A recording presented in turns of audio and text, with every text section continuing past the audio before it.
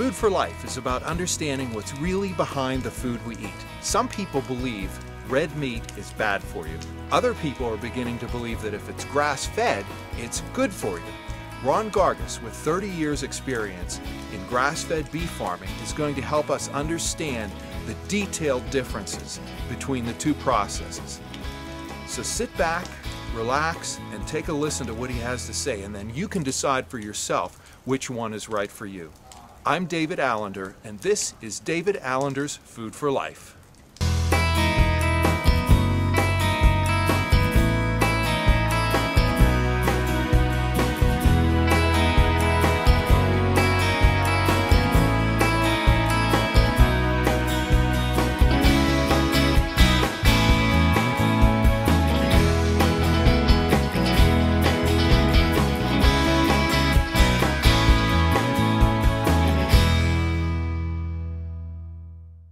I'm here with Ron Gargasz, and Ron has 30 years experience with grass-fed beef, farming grass-fed beef. Mm-hmm. He's also got a really strong background in sustainability, and you actually farm your grass-fed beef in a sustainable measure. That's correct. Tell me a little bit about your background. My undergraduate degree was in biology, mm-hmm. and I have my master's in environmental sciences. And sustainability is very important to you. It's been a long time life passion, and you actually built your home as a sustainable home, and that's one of the reasons we decided to record it here, because that's part of what sustainable farming and grass-fed farming is about. This house is underground. Yes, it is. It's 75% earth sheltered, and when I decided to move back to the farm here, I had just left my position as conservation director under the Carter administration. And rather than displace my parents at the homestead, I thought I'd practice what I preach and build this home. So how is conventional beef, and we're talking the beef that you buy at the grocery store every day, how is that produced? Those cattle are brought in from many different farms. They have to be vaccinated with either what they call a 9-way or a 12-way vaccine, because when you move the cattle off their natural environment, off the farms that they were born, they almost always acquire some sort of diseases. They normally implant them with a steroid, and that steroid is in the form of a pellet, and they inject that usually under the tissue in the ear of the cattle. Okay. And that is a very slow released form of steroid. It increases their diet and their consumption of the grain-laden foods that they traditionally are eating. And almost all of those grains that they're consuming today are transgenic. So genetically modified. Genetically modified, right. Yes. What type of foods are they eating as a conventional raised animal? Traditionally, they'll be consuming a lot of corn and soybeans. Sometimes they might have a little bit of cottonseed fiber or something like that in it. Sometimes there'll be oats mixed in with the ration. But corn and soy are the predominant. And I would imagine it's probably not organically grown. Oh, no, very much to the contrary. Almost, I'd say about 95, 96% of all corn raised in America today is genetically modified. In corn plants, they use a bacterium that they implant into the corn tissue, and when the corn grows, that means that bacterium is, in this case, BT, Bacillus thuringiensis, would be in every cell of that corn plant. So what does this bacterium do? It does not kill the insect directly, but it shuts down their digestive system. Latest research that the scientists say now, they believe that the BT is being ingested by humans, and just like the BT shuts down the insect's digestive system, there's a strong possibility when it reaches our small intestine that the BT could be latent in that corn tissue cells, and if it shuts down the digestive system of an insect, it might well affect humans as well. So it's very common that these hormones are used in conventional beef production. Yes, and also the antibiotics are used pretty, traditionally as well.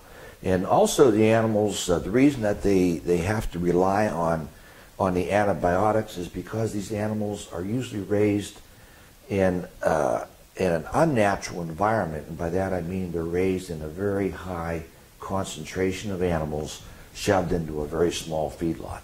What does feedlot mean? When you say a small feedlot, what is A feedlot is traditionally just the acronym name for the place that the animals are finished just prior to going to slaughter. When you mean a small area, does that mean a small pasture, or does that mean not even a pasture? Okay. It'll be on a cement lot. Sometimes it's just out in the dirt and in the mud. Yeah. And these animals are wallowing in the urine and the feces, sometimes knee deep. Okay. And that's pretty typical, because when you have that many animals in a small area, it's very difficult to remediate all that effluent, all the urine and the feces that the animals are creating. Sure. So they're in an environment that isn't incredibly clean. That's correct. They're eating food that could possibly cause problems in their digestive tracts, and it's also food that they're certainly not meant to eat. That's right. Cows eat grass, not corn. That's right. Anytime you introduce a carbohydrate form of feed into those animals' digestive tract, it really disrupts what they're meant to do naturally, and that is to consume forages. What is a forage? A forage is grass, a stored hay, anything that's vegetative. And anything vegetative like that, in animal, in terms of cattle, deer, sheep, goats, they're called ruminants. Mm-hmm. They're referred to as ruminants because they have 4 stomachs. The reason that they have 4 stomachs is to increase the efficiency of the digestion of the cellulose, which in and of itself is a very difficult substance to digest. Now, cellulose is in grass. It's in grass, that's correct. That's the building block, that's the cell tissue building block of grass, forages, hay, and that sort of thing. So they're meant to eat cellulose. That's correct. But instead they're being fed carbohydrate mediums, right? Okay. And a lot of slaughterhouses tell me that the organs in these kind of CAFO-raised animals, the livers and the kidneys and the spleens, are so bad by the time they slaughter them at around 18 to 24 months of age that they probably wouldn't live a lot longer if they weren't slaughtered. There's got to be an advantage to doing this, though. There is an advantage to doing it because they can do much larger numbers of animals, and there is an economy of scale, I guess. If they're going to build a feedlot, I guess they figure it's easier to put 1,000 animals in there than it is to put 50 animals in there. Now, when people go to the grocery store and they see the beef is inexpensive and it's on sale and they don't really know the difference. That's right, they don't. What is the alternative? Grass-fed beef. How is grass-fed beef produced? What are the differences in the process? Well, in case of grass-fed beef, I mean, as the term implies, and maybe there's a little bit of a misnomer in saying grass-fed beef because we're not here in the tropics, we're in a temperate climate, so you don't have grass 12 months of the year. So what I do is bale the hay that grows during the summer months. And hay is grass. And hay is grass, and I preserve that for the winter feed for the animals because we don't have grass, like I said, 12 months a year. At least not fresh grass. Not fresh grass. I happen to be a certified organic farmer, and if our animals were not or did not have access to outdoors and pasture all year round, I could not certify my herd. Okay. The other advantage is that I have my own brood cow herd. A brood cow is the mother cow that produces a baby every year. And so my babies are all born right here on the farm. They are reared on the farm. They're grass-fed and finished right here on the farm. Now these are all common processes to your local grass-fed beef farmer. Almost 1/2 of my total acreage has been transitioned to grass paddocks. By paddock, it just means a smaller concentrated area that I rotate the cattle into, and they stay there for about 2 days, very efficiently glean off that grass, and then they're moved to another paddock. And that also keeps them free from parasites. They're not wallowing and eating over the grass. They walked over, 100 times. It's fresh. Okay. And then the urine and the feces, of course, completes the cycle. The animals eating the grass, they defecate, urinate on those paddocks. So it's a self-fertilizing proposition as well. So we talked about two very different processes for producing beef. And there's got to be some very different results based on those very different processes. Let's talk about nutrition. It's as though, David, that they were different organisms. It's that different. The findings have been so different. Those animals that are grain stuffed tend to proliferate omega-6s. Okay. That's what grains do. And that's what you saw in your study. The conventional produced it was traumatic. The grain stuffed animals had an average of 17.7 to 1. 6 to 3 ratio. Okay, so that is an absolute artery clogger. And overall, the grass-fed beef, the animals that were raised on forages and pastures only, came out about 3.5 to 1.5, which isn't too bad. And I told them to break my samples out separately. Mine came out to 1.9 to 1 and 1.7 to 1. That's a difference of 1,041%. So the key is if the animal is eating grass and it's following the grass-fed processes, and in particular the organic processes, you're going to get that healthy That's right, mix. Because the cellulose in general boosts and proliferates the omega-3s. Okay, so that's the difference in the grains, in the process. The omega-6s. Okay. They tell us that the average American consumer is consuming about 66.5 pounds of beef a year. That's a lot. That is a lot. So if you look at that 66 pounds of beef that we consume a year, if you put that to pencil, that's about 17,700 additional calories that those people are consuming also. Because the omega-6 have higher calories. That's correct. Why does it cost so much more? I have a very low concentration of animals compared to a conventional operation. So you've got high land costs. I got high land costs.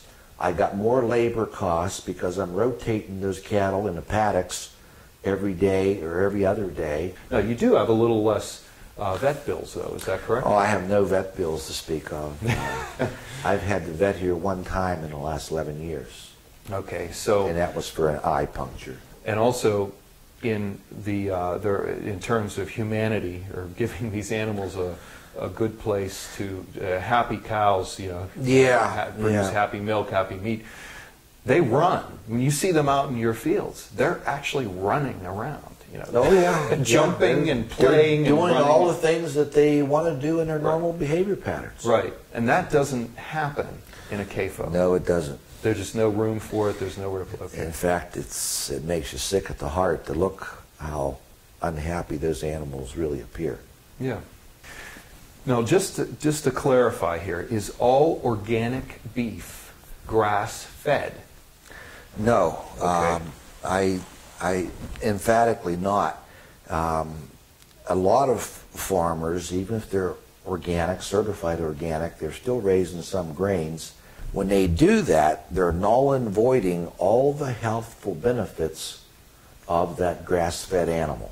Okay. So in other words, those omega-6s are proliferating because of the ingestion of those grains. Organic beef is better. I would say better than conventional, certainly. But if you want the type of nutrition that you talked about that came from the study, you need organic grass-fed. And finished. And finished. Grass-fed and finished. How do you find out? I mean, that's... How do you get this beef? Well, if you can't get it at a grocery store, how do you get it? That's why I think people are looking around and finding a local purveyor. So thank you so much, Ron, for all that information. I really appreciate your time, and I'm sure our viewers will too. You're welcome. Thanks. Thank you.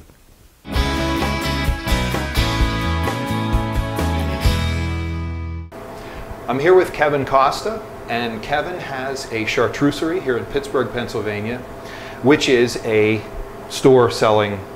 It's a butcher shop / deli, is the best way to describe it. So as a butcher shop, you do sell sausages and hot dogs and all those sorts of things. Yes. So Kevin's going to teach us to make something that I think most of us have never made before and probably always buy, and that's hot dogs.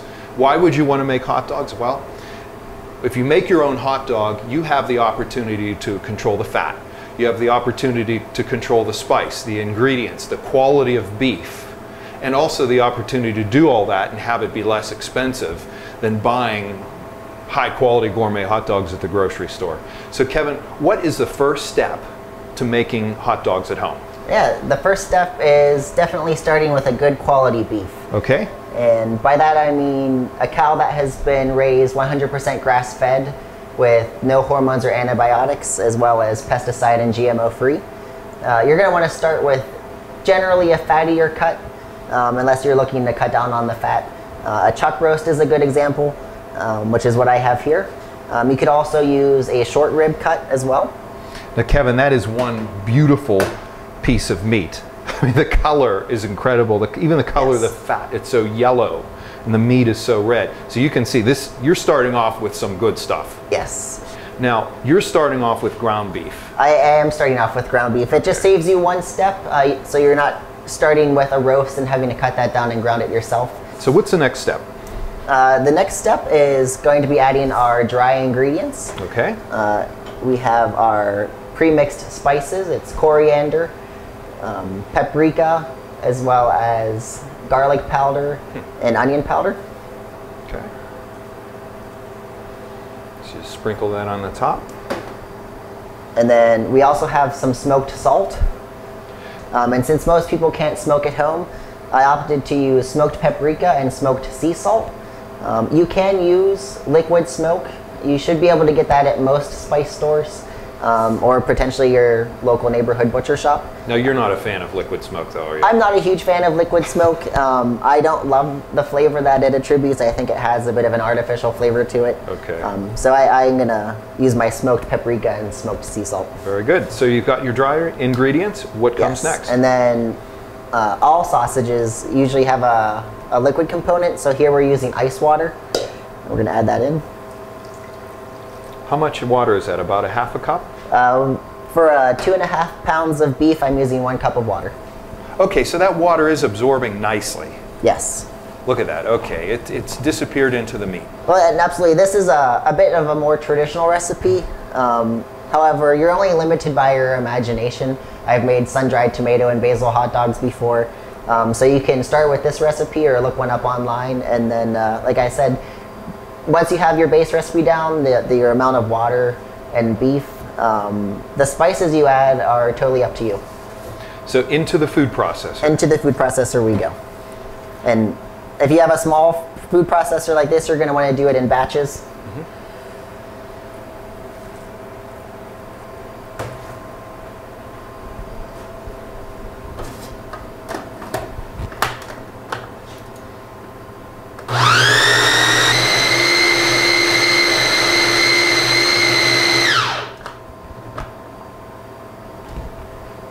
Interesting.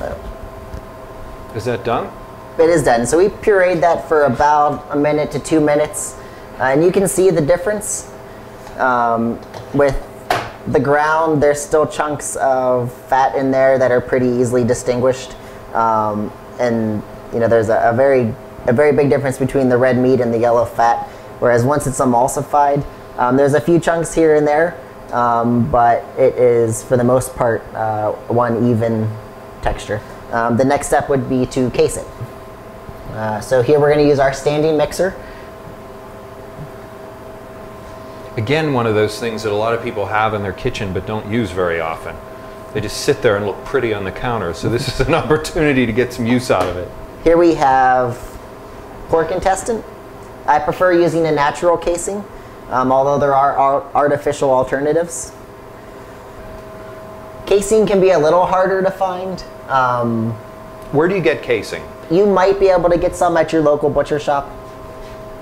They might be able to. You think maybe they can order it at a local butcher shop? I'm sure they, if you, they may not have it on hand, but most butcher shops generally make sausages. So they should have some on hand, or should be able to get you some. And same for artificial casings. A butcher shop should have it. Well, that depends. I mean, if they use them, I would imagine yes. Once you have your casing threaded onto the stuffer, you're going to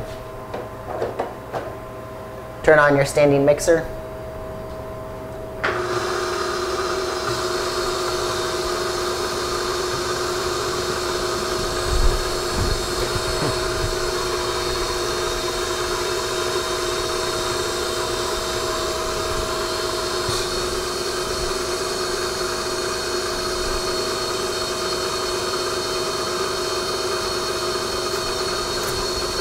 It'll be prone to breaking.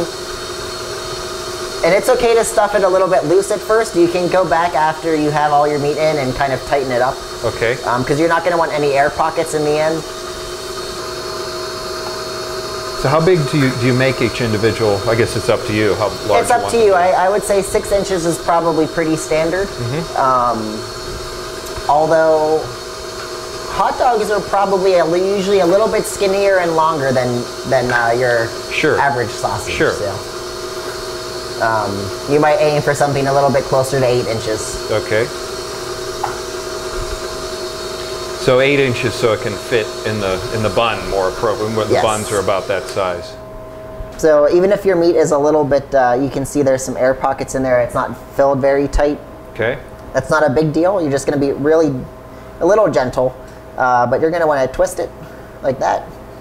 You're going to want to poke the air holes out with a toothpick or any other and it just fine object. It's okay to have a small hole in there and just let the air out. That shouldn't matter. I mean, if something, you want to get as small as you can. That's why a toothpick is optimal. But okay, so if you're going to set up and go through this process at home, can you freeze these? Because obviously, you know, they have a shelf life. Yes. And if you're going to set up and do it, maybe you'll make 6 months worth of hot dogs at one time and put them in your freezer. You can either poach them in about 180-degree water. So they should be cooked first. Right. Before you freeze them. Yeah, sausages hot dogs are always pre-cooked, and then all you're doing is reheating them. Okay. In place of smoking, you can poach your hot dogs.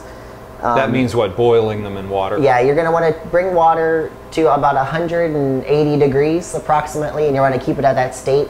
And you're going to very gently place your hot dogs into the water and cook until they have an internal temperature of 155 degrees. Yep. Because this just isn't something you want to do when little and Johnny and Susie come home from school and want hot dogs. You're not going to say, oh, geez, I'm going to set up and do this. So the idea is to do this ahead of time. Have them in the freezer. Exactly. 6 months. How long can they stay in the freezer? In the freezer, I would probably say 4 to 5 months if they're wrapped really well. Very good.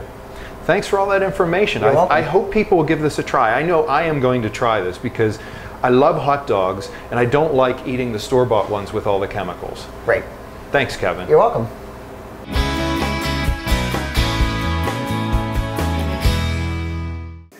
The most important assignment I have for you right now is to take the time to look at the ingredients. It is incredibly important before you take a processed product like a hot dog of any type to look at the ingredients and understand what it is that's inside the product that you're about to put into your cart. So let's take a look. We have some options here. We have an all-natural hot dog and we have a fairly inexpensive standard hot dog. So let's start off with a standard hot dog. Take a look at the ingredients and see if we can understand what's really in this. Okay. We're starting off with mechanically separated chicken, water, pork, corn syrup, that would be high fructose corn syrup, modified food starch, salt, And now the rest of these items, it contains less than 2% of these items, but it's quite a list. It contains less than 2% of sodium lactate, dextrose, sodium phosphates, beef, sodium I can't even pronounce some of these things, diacetate, flavoring, sodium erythrobate, sodium nitrate, oleoresin of paprika and citric acid. So we've just read these ingredients, and there's a lot of chemicals in here that I can't pronounce. Your assignment, though, is to look up these ingredients and see what they are. Pull out your smartphone right there in the grocery store, look them up, or when you get home, have your kids do it. Have them give you a report on what these ingredients really are, and then you can decide whether or not it's something you want to put into your body. This hot dog, by the way, is $1.99 for this package of hot dogs. So they are very inexpensive, and it has a shelf life of over 6 months. Now this hot dog that we have here is an all-natural hot dog, and it says on the cover here that it's all-natural uncured beef hot dog. So let's take a look at the ingredients and see if there's a difference. This one contains beef, water, and then contains less than 2% of the following ingredients: sea salt, honey, evaporated cane syrup, mustard, nutmeg, pepper, allspice, ginger, paprika, onion powder, garlic powder, celery juice, lactic acid, starter culture. So that is actually a natural preservative. It's a bacteria probiotic preservative. The big difference here is that these hot dogs are $7 for this package. So you have to consider, after reading those ingredients, do you really have the guts to spend $7 for a package of hot dogs, or do you want to go with $1.99? Really, the choice is up to you. And then also, we have the choice to make our own hot dogs like Kevin showed us here. And you saw the ingredients. They're all natural, and you control the fat, you control the beef. It's all up to you. We've presented you with a lot of information here today about grass-fed beef on Food for Life. So there is a test, because I know you want to know if you learned something today. So go to foodforlife.tv. That's www.foodforlife.tv. Click on the Contact tab and answer the questions for the grass-fed beef show. And I will respond with a PDF with the recipes for the hot dogs and everything else that we talked about today here on Food for Life. I'm David Allender, and this is David Allender's Food for Life. No, go over there.